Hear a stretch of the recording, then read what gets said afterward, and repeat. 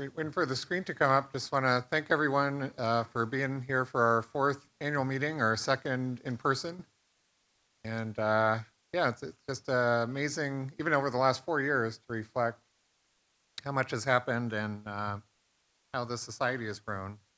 And as always, it's just great to feel the energy of being around so many passionate, beautiful people who I love, and hearing about everyone's projects and good works and the new ideas they're coming across. So we want to thank you. Our theme this year is the art and science of caring. And although I don't think we thought about it with the title, it's gotten me thinking a lot about the difference between care and caring. So really trying to lean into that concept. As disclosures, I've gotten some grant funding over the years. I would say for people who are new that I've gotten way more grants rejected than not. I started my career with like 10 grants rejected in a row.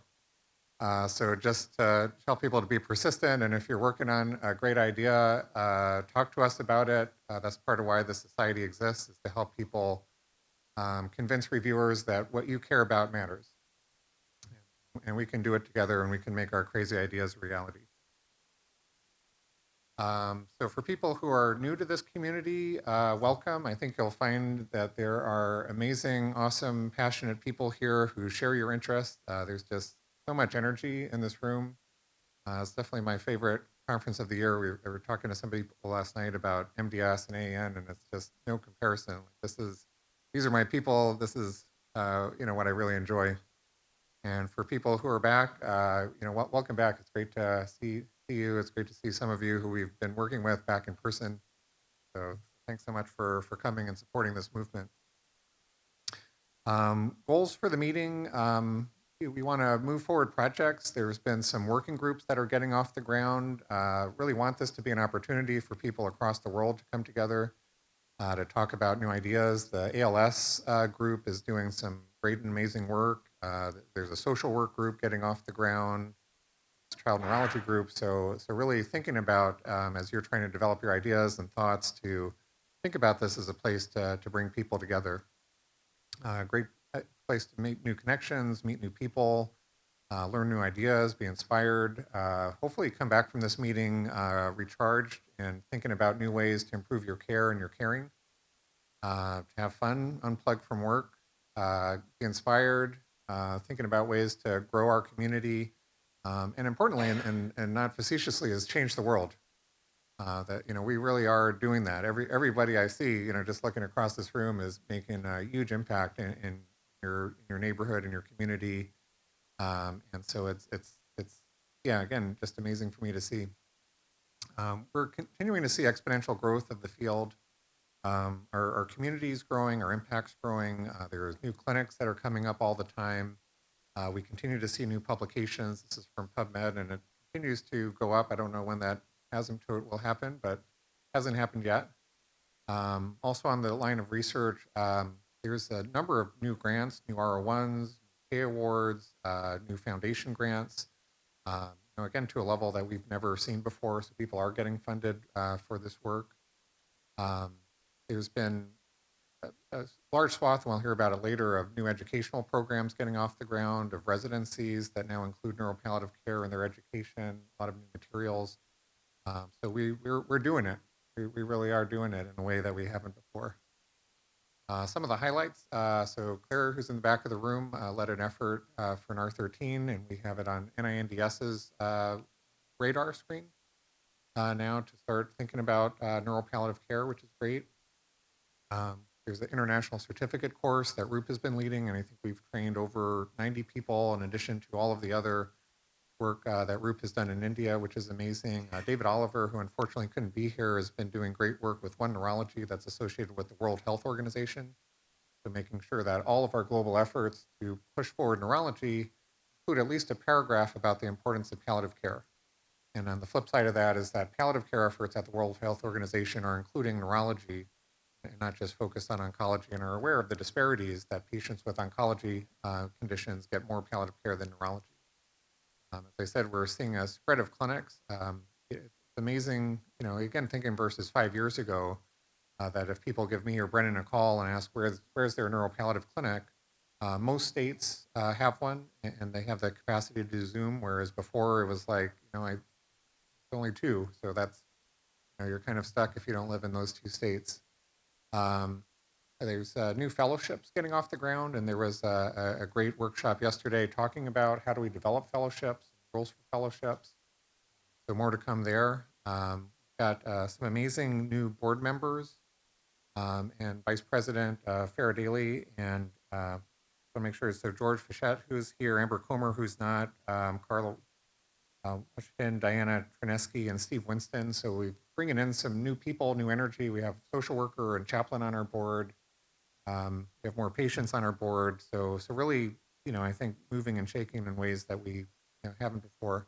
And then I'll talk about this in the business meeting, but we're working with a large consulting firm who I think is also going to help us move forward with marketing and messaging and being a more powerful organization. So these are some of the questions that I just kind of wanted to feed the meeting with as we think about caring. So thinking about what is the difference between healthcare and caring? How are these essential elements and skills in caring for people affected by neurologic illness? How can we more fully embody, really using the word embody intentionally, caring in our roles as healthcare professionals, as researchers, as educators, family and friends? Thinking about how do we get to a point of mastery in caring, and how do we help our trainees get to a point of mastery in caring? Asking the question, not ironically, is it possible for a healthcare system to be caring? And I think all of us in this room recognize, no matter where we are in the world, that we often have to work against the healthcare system to be caring and to care for people. And what can we do as individuals to change that? And I'd like to kind of ground things actually in my own personal experience. This is my son, Felix. This is a picture of him about 18 months ago when he was in the hospital. He was in the hospital twice for asthma exacerbations. We didn't know that the first time. And I would say that it was, it was a very scary experience for me. I would say, I guess it was a good experience for me in terms of personalizing some of the trauma and some of the challenges that even a doctor faces going through the healthcare system. During those hospital stays, I'm not going to name any names, but the first doctor we saw and the first team that we saw, I did not feel seen or heard at all. And that was a very scary position to be in, particularly thinking that my son might be intubated and other things could happen. And I'm sure, all of our patients also feel that same fright. And when they come to us, I think one of the things that they're relieved by is that they are being seen and heard and supported for the first time. There was an APP I saw who I think had better communication skills than the first doctor, but didn't really fully engage us in care. And it was only our nurse who I think kind of saved us. So, and I'm going to get back to this, but there's a lot we can learn from the field of nursing when it comes to caring. But she made a huge difference in that hospital stay. And then once we were discharged and we met our asthma doctor, we felt seen, heard, supported, and engaged in care, and it was just such relief. And I know all of us are doing care on that level, but it really got me to reflecting, how do we make that difference?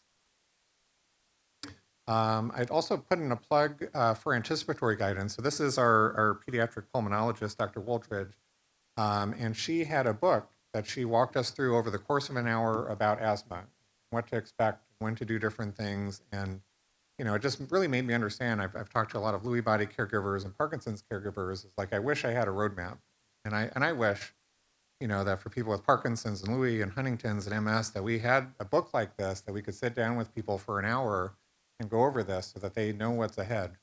So just to put in a plug for how valuable that is, and also how much we can learn from other fields, including pediatrics, in terms of being able to do this well. So these are just some words that came up as we think about the differences between healthcare and caring. I'll go through a few. Healthcare is, definitely something I think more biomedical. It's custodial. It's sterile, biologically tailored. Sometimes we use the word personalized medicine. I think it's be more accurate to call it precision physiology. There's no people involved in personalized medicine. It's all about precision physiology. Whereas caring, it's something holistic. There's respect involved, it's authentic, it's soulful, it's thorough, it's messy, and it's personal in a real way. And so how do we bring that type of caring into the work that we do and to the systems that we have? And I think one of the things that's awesome about this, I kind of think of our group as gorillas who are going into this healthcare system and causing revolutions in kindness. And how do each of us create these revolutions in kindness and caring and influence the culture and the people around us. And I think we do that by caring not just about our patients, but also caring for the people around us. One of the gifts I have working on some large projects, one with Christina Bond with community neurologists, is hearing from community neurologists of how much they really care about people. One of the most moving quotes I heard from our last study when we asked them what was the value of being in this study was that I felt less alone in caring. And I think we exist in a healthcare culture and a healthcare system where people feel alone in caring. We don't use the language of caring, where some of these words are frankly taboo. And how do we try to break those boundaries and make people feel safe and feel connected and caring? From a Buddhist background, and you could take almost any major world religion, and there's great traditions when it comes to caring, but a way from Buddhism of breaking things down is that we need compassion, we need wisdom, and we need skillful means in order to be effective in caring. So we'll just kind of go through those in turn. So in regards to compassion, I'll just read this quote from Thich Nhat Hanh, which I think is really moving and important and gets to the heart of things. It says, "I know you are suffering. That is why I'm here for you. You can say this with words or just by the way you look at her. If you are not truly present, if you are thinking about other things, the miracle of relieving suffering cannot be realized. To love means to nourish the other with appropriate attention. Your presence is like a mantra, sacred speech that has a transforming effect. When your body, speech, and mind are in perfect oneness, that mantra will have an effect before you even utter a word." I could tell you the nurse that we had in the hospital had that compassion. I've heard from people, not just for myself, but from others in our team, that just their presence, just being there as a guide, had a huge impact on making their suffering less. So compassion cannot be understated. I don't know if people are aware of the work of Jean Watson, who is a nurse, but she's done some wonderful work in books. Some of them are even a little bit out there by my standards, but has in 1976 wrote a great book on the theory and philosophy of caring, and has had a big influence in the nursing world. But these are some of her Caritas dimensions of what she feels like are the core aspects of caring. So being able to center, being able to be present and be with and do for another, being able to maintain appropriate eye contact, emotional intelligence, being able to accurately detect and empathize with another's feelings, being able to authentically listen, ability to be with silence, which is a tough thing. Sue, in her wonderful talk yesterday, talked about the ability to be present and not jump to fix things, which can be a very tough thing for us in the healthcare profession, but being able to sit with discomfort with another person is really valuable. And then being able to respond to another's feelings with authentic, effective congruence. So really being able to resonate and be present is such a wonderful thing to receive, and it's a wonderful gift to be able to give. Bob Gramling, who is at the University of Rochester and now at the University of Vermont, has an outcome measure that some of you may want to think about as you're doing studies, but it's been validated, and it's just the importance of feeling seen and heard, and asking people, did you feel seen and heard in this encounter? And it, from a caring side, it creates connection, it builds rapport and trust, it allows essential stories to be heard that might not otherwise be heard because there's not the trust present. And on the not caring side, it reduces lawsuits, it improves outcomes, it reduces hospital stays. So there's all kinds of reasons that we really want to lean into this as an essential skill. Kolchanov, I'm trying to skip it on his first name, who developed dignity therapy, wrote a wonderful paper about palliative care where he describes it as intensive caring. And I really like that term and I like his thoughts about it, but really making space in your clinic for intensive caring, for being vulnerable, for allowing others to be vulnerable, for being authentic, being open to both suffering and to joy, to pushing past politeness when needed and being able to sit in this place where nothing can be fixed. Are all very important skills and very important things that we can bring to our patients to open things up to this idea of intensive caring. I want to bring up the idea of trauma. We think about compassion. There's the trauma of illness. There's the trauma of being part of our healthcare system. I think our group, and maybe just because we're more open to it or we're making time for it, see a huge amount of trauma in the people who are coming to see us. Trauma from illness, there's trauma of being a caregiver, There's trauma of being helpless and hopeless in front of when somebody in front of you who you've known for 50 years is changing in front of your eyes. And then one of the things that we're seeing, particularly in minoritized populations, particularly in women, but almost everybody, is just the impact of being in a healthcare system that isn't caring, and just the relief people experience after being with our team for an hour or 2 hours of feeling seen and heard and cared for and being supported, that we follow up on what we tell people we're going to do, is an amazing balm for that trauma. But really to think about, trauma as something that almost everybody who's coming into this is experiencing, and thinking about how we can help people move through it. And then I see Josh in the back here. We've talked about this, but love is a four-letter word in healthcare. And I'm not going to do any surveys or anything around this right now, but I think the point here, actually, in a Templeton grant I just wrote, is talking about that caring is not just the proficient execution of communication skills. It's not just communication skills. There has to be something deeper behind it. I would use the word love. Carl Rogers, who's done a lot of work in psychology, uses the word positive regard. But in the work from psychology, actually, it doesn't matter whether you're using CBT or MBSR or whatever. If there is positive regard there, people tend to respond and get better. And if there's not positive regard there, they don't. And so I think we maybe should try to break this taboo and use the word love. Also, seeing a lot of faces of people I love in this room of also using the word love with our teams. I probably don't tell my team at Rochester I love them enough, but I do. And the people here, but really using the power of love to help forward the work that we're doing. So then moving on to wisdom. So a quote by Isaac Asimov: "The saddest aspect of life right now is that science gathers knowledge faster than society gathers wisdom." And this was before AI and ChatGPT really took off, and it was before Google, I think accelerated, both information and stupidity at rates never previously before seen. But this is the age that we're living in, and I think this is one of the things that we bring to the healthcare system that is truly valuable.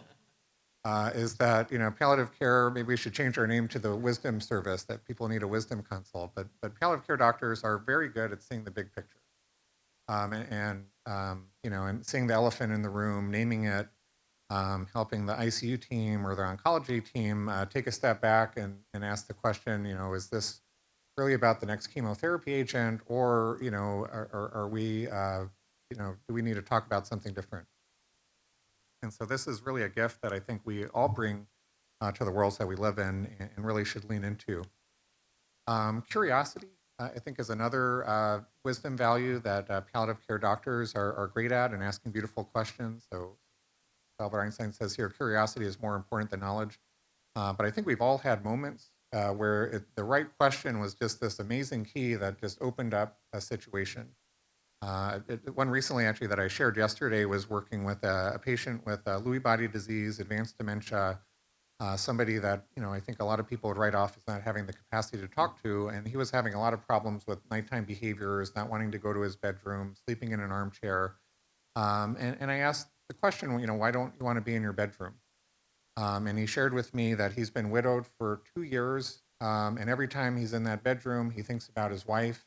He is just haunted and sad, and there are all these memories coming up. And so that was this critical question where the answer wasn't, what's the right dose of Seroquel? The right question was, why is it so painful for you to be in this bedroom? And so it was intensely validating and opened the eyes of the family, and it just shifted things. So it's that kind of wisdom, that we all, again, bring, and that is not part of the regular skill set of our colleagues, that I think can really change situations and allow for deep caring. Perspective, I'm having a hard time reading this from here, but this poem, and I'm happy to share it with you, on youth and age, talks about how people change over the course of their lifetime, and how people acquire a deep wisdom as they get older. And Ron Epstein, who is a dear friend and communication researcher, talked about, should we have acquired wisdom and grace be our primary outcome measure for palliative care? Can we move to that level of spirituality to help people? The other part of this is that being a caregiver and having a serious illness is part of life. Our healthcare system treats it as if this is an exception, but it's not an exception. Living to 99 and dying in your sleep is an exception. Being a caregiver and having a chronic illness is not. So how can we lean into that and really lean into these deep spiritual traditions, whatever they happen to be, to help people find grace and wisdom throughout the course of their life and make that our outcome rather than, um, quality of life, Alzheimer's disease, whatever our favorite. For intuition, I think some of the wisdom is listening to our heart of being able to go deeper. And again, I'm sure all of us in this room have had experiences, both positive and negative, where we've either listened or failed to listen to a voice within ourselves that has told us to bring up this question, to share a piece of our own history, to be vulnerable. And I could say almost without exception that when I've listened to that inner voice, it's opened up things, it's created connections. And when I haven't listened to it, I've had regrets about it. So I think that's some of the wisdom that can come with experience of being able to do that, even if it goes against the culture of medicine and even if it goes against the things that we were taught that we're supposed to do when we're in this role as doctor. Very closely related to that is the idea of embodied care or embodying care. And so being able to have the wisdom to listen to our bodies. There's a great quote from this book. Our bodies are built to care. There's other work I've been reading of talking about how caregiving is an essential activity of humans, just like parenting is an essential activity of humans. So we feel heartache, we feel things in our body, we feel the need to reach out to people, to touch, and so to really be embodied, not just to be practicing from above the neck, I think, kind of bodily wisdom that we can bring into the room. Here's again Ron Epstein about this idea of finding shared mind. So this is a wonderful book. I would really recommend it to people, and he talks about mindfulness in medicine.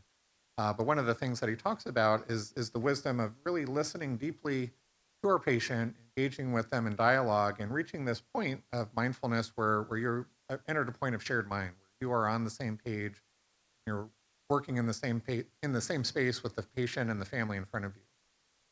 And again, it's kind of transcendent. It gets outside of the bounds of what we usually talk about in science, but I think it's really important for those of us who've experienced this phenomenon of shared mind, whether that be with a patient or a friend or a research team. It's a very powerful experience. And again, it leads us into places where we get into intensive, deep caring, and we have outcomes that are better than people expect. That even people from outside of palliative care might look at as magical. And the last part of wisdom to emphasize is self-compassion, of being able to do this work at a high level and not neglect to take care of ourselves. For people who aren't familiar with Kristen Neff's work, would highly recommend it. She talks about several aspects of compassion, being proactive and caring for ourselves, finding our shared humanity, seeing the suffering of others, being able to be mindful and not get too caught up in the acute suffering of the moment. But has done some great work. And again, that's something that we can bring to ourselves. It's something we can bring to our teams as we move forward in this work. So to move forward then with the idea of skillful means. So it's impossible to fly without motors, but not without knowledge and skill. And I bring that up, and this is kind of a reflection on, it's not meant to be a dig at palliative care, but there are times, and I think some of us have published on this, is that palliative care doctors have the potential to also be dogmatic and have the potential to also be not caring. And so there's an importance, again, that we're not just using communication skills, but that those communication skills are deeply grounded in knowledge, and they're deeply grounded in caring and seeing the other person in front of us. We had a good conversation with Steve based on Andrew Wong's work about being able to care for people with severe acute brain injury who are in minimally conscious states. And the trauma that patients and families who make that decision that I want to continue to care for my loved one and I think they can have a good life with me, and them being totally ostracized, not just by ICU doctors, but by palliative care doctors, by almost the whole medical system, as if they are crazy religious zealots for making that decision. And it's based on, trying to project our normative values on them. But again, we're not being skillful. We're not bringing our full knowledge to bear. Janice Miyazaki also, we're working on an editorial in Canada where medical aid in dying is now more widely available, that people are being offered medical aid in dying after spinal cord injuries. And we know that people's risk for suicide is very high in the first 9 months. And if people know neurology, and know neuropalliative care know that after 6 to 9 months that people's quality of life gets back to where it was before. So again, we're using compassion, maybe we're using some wisdom, but we're not bringing skill to bear, and so we end up with not the best outcome. So these are some of what I would say would be some of the critical neuropalliative care skills. So we need to bring a deep knowledge of neurologic illness. That's very important, and one of the reasons why we're creating this field. Neuropalliative care is different than just palliative care. There are unique needs, there are unique causes of pain, there are unique illness trajectories, and we need a mastery of the palliative care skill set. So we can't just be doing neurology the way we've always done it. We really need to have a deep knowledge of palliative care. I think one thing that's also unique is that we tend to the soul and the spirit. There's a quote, I'm trying to remember who said it, that all problems are psychological and all solutions are spiritual. But really thinking about, how do we tend to the soul, the embodied spirit of the person in front of us, the importance of that work. I think being able to do transdisciplinary care, so both being able to work in teams, but being able to cross boundaries for our work together. We have our interdisciplinary team meetings. I think I'm not a chaplain by any means, but I'm starting to be able to think like a chaplain. And I'm starting to be able to make referrals to Kelly. And Kelly, I think, is becoming a better neurologist since she's been working with us. And is also working on a higher and a different level than she was before, where she's not just a chaplain. She's part of this larger team, and she's practicing transdisciplinary. Working within and around systems, I would say, is a huge skill. As people who've worked with me know, I always like to ask for forgiveness rather than permission, because I'm less likely to get a no that way. But figuring out how do you work with administrators, how do you make things happen, who do you tell and not tell when you have a crazy idea, how do you stay out of trouble, how do you get money to do the things that you want to do, all those things are essential skills, particularly in our healthcare system right now. Maybe in the future, when we have a caring healthcare system, people will be asked, how can we help support your work? But until that time, I think we need to really learn and fine tune and hone our skills of how do you get shit done in a system that doesn't really care about the same things you do. And the last one, just to again emphasize it again, is self-care. And that's both self-care for ourselves, but also I think care for each other. And how do we create communities like this one where people can find support, where people can get recharged and renewed, where people can share tough patient stories or tough days and get support for that. Yesterday we had a workshop on this idea of the 5 pillars of neuropalliative care, but this was a framework that we developed for a very large scale project with the Parkinson's Foundation. This was a project that involved 34 US academic centers across the US providing care for over 100,000 people with Parkinson's. And so one of our early questions was, how do we operationalize palliative care? And so we wanted to create something that was measurable, something that was memorable, and something that was actionable. And we came up with these 5 pillars that I think work. If people have better ideas, let me know, and I'm happy to update the 5 pillars. But it was symptom management, and in particular being systematic about symptom management, that we don't feel we know our patients so well, but we're asking them about pain and constipation and psychosis, providing emotional and spiritual support, providing carer support, making sure that that's on our roadmap, thinking about anticipatory guidance, and then having timely referrals to hospice and specialist services, whether that be pain medicine or GI or specialist palliative care, and doing those things early. So those are kind of critical skills, and I've used this framework actually now in my teaching quite a bit, and it seems to resonate and work with people, and it's, again, it seems to be something that's pretty memorable for me. Again, just to emphasize this idea, a new term I've learned over the last year is this idea of compassion resilience. So we talk about compassion fatigue, but the idea of compassion resilience, and I think we see this in this room, is that when you're doing work that's meaningful, when you're doing work that has purpose, when you see the impact of your kindness, that builds energy, that builds resilience. And the same thing is that when you are working within a community and you're proactively caring for yourself, that also builds energy. And so I think it's kind of one of the paradoxes that a lot of people outside of this room say, how do you do what you do? Why aren't you being burnt out? But I think the secret ingredient here is really leaning into this compassion. Making a practice of caring, I think, is really important. So I'll share some of the things that we do at Rochester. I also did at Colorado before. One is that before we start clinic, we meet as a team, we sit down, we have a brief meditation, and we set an intention for the afternoon. And common intentions that come up are joy, love, presence, curiosity. And I would say it makes a big difference. It seems like a simple thing, but actually makes a big difference in terms of the care that we provide. And it reminds us that we're going to let go of all of the stuff that don't matter from earlier in the day, whether that's electronic medical record or computer broke or whatever, and that we're going to focus on the person who's sitting right in front of us. Sometimes having physical reminders can help. I will sometimes wear a special necklace. Sometimes people wear a bracelet. Sometimes people have something in the room that's just a reminder, almost like a totem, that's going to let them know. An acupuncturist I work with, before she sees a patient, she bows and asks for the Great Spirit to move through her before stepping into. So having these rituals and objects and routines can help us in our goals of being in a community where caring is the norm rather than the exception, I think is important. And going back to that idea of not being so alone in caring, feeling like you have partners in crime in terms of doing this work. Making time for reflection, whether that be journaling, processing things with the team, having interdisciplinary meetings, actually just getting a book club off the ground at Rochester.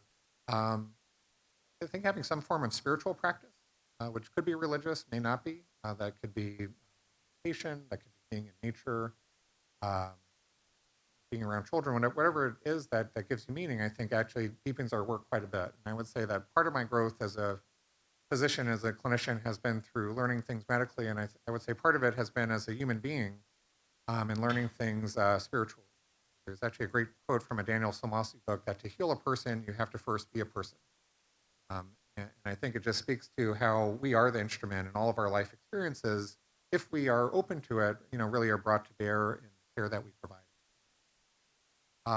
Practicing positive medicine is something that I've been doing a lot more of recently. So not to go into detail here, but just over the last week, we had a patient with possibly functional disorder and chronic pain and very challenging. And I think the moment things switched was when we switched from thinking about the problem list to thinking about creating a list of goals. And it was kind of this aha moment where suddenly there was almost a paradigm shift, and now we had something that we could work on. We're not going to fix this person by any means, but if we could help her achieve some goals over the next year, we're going to have victories and hopefully be able to build up some momentum to help her. And lastly, having the wisdom to ask for help when we need it, which can be, even asking. I refer people to other members of our team because I think they're better at me when it comes to to pain or to other aspects of care. Referring to pain specialists, calling people across the country who see more ALS or see more whatever than I do to ask them if they've seen this before. I think is really important. So to close, kind of thinking about the future of caring, there's a lot of research now on caring robots, and maybe that's part of it. But I would say there's a quote from the digital doctor that I really like, is that doctors who can be replaced by computers should be. and I don't think that applies to anybody in this room. I don't think any of us could be replaced by a robot, at least not yet. We'll see what the future holds. But for education, I think thinking deeply about how do we train physicians and nurses and social workers. Actually, a lot we can learn here from, I think, that, again, from the field of nursing, where caring has been a big focus, but teaching emotional intelligence, teaching and modeling compassion and empathy, training people to master these skills are very important for clinical care. I put here making the exceptional routine, but I can't tell you again how many people come to our clinic and leave saying, I felt more hopeful than I have for years. And I think that's because we bring intensive, exceptional caring to the people that we see. Thinking about using a seen and heard measure to make sure that what we're doing is landing, really making time to understand and making teams and care accessible so that people know that if they need to reach out for help, we'll see them. And that's also something that we do in our clinic, is that we will see people within a day or within a week if they have problems. So really trying to make sure that people know that they have a safe space if things are not going well. For research, again, thinking about how do we measure caring? How do we link it to outcomes? How do we make the evidence that this is important? Thinking about fidelity checks in our interventions, that our teams don't just follow checklists, but that they're also caring. I think very important that we include lived experience experts on teams, and that's going to be a segue to talking to Kirk and Melina, who really make sure that we are caring in the work we do, and it's why it's so important that we have patients and families as part of the society. And then thinking about also, how do we train doing educational research to see what we can do to make this better. And I guess I would also say here that some of this I think is going to be easier than people expect because this is our natural inclination. Medical students come into medical school ready to do this, ready to be kind, and then they get it beaten out of them a lot of times. So if we could be a safe space where they can, where their kindness can flourish, I think we can do a lot, and it's not going to be as hard as people think.